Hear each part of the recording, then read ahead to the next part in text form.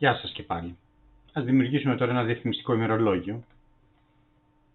Εδώ δεν έχει σημασία βεβαίως ποια εταιρεία επιλέγουμε, γιατί δεν υπάρχει φωτογραφία επάνω, οπότε είναι χωρίς νόημα η επιλογή των φωτογραφιών.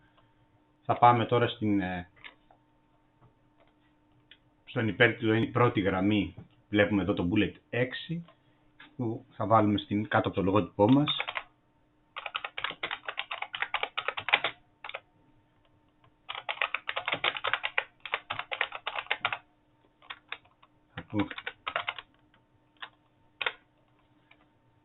Θα επιλέξουμε το ημερολόγιο του 2024 και σαν υπότιτλο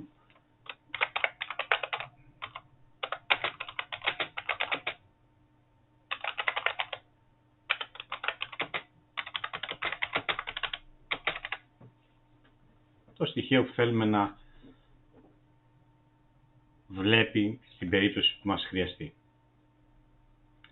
Στο OK πάλι η μακέτα ετοιμάζεται σε αρχείο PDF υψηλής ανάλυσης, το οποίο είναι άμεσα διαθέσιμο και μπορεί να εκτυπωθεί στον εκτυπωτή σε προδιαμορφωμένο χαρτί που δεν είναι άλλο από ένα χαρτί Α4 με μια οπή στο πάνω μέρος.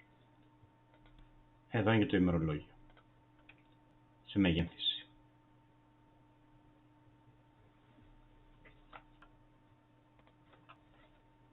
Με όλες τις επιλογές μας βέβαια. Καλή χρονιά κυρία Μαργαρίτα, κοντά σας και φέτος το τηλέφωνο που επιλέξαμε να βάλουμε.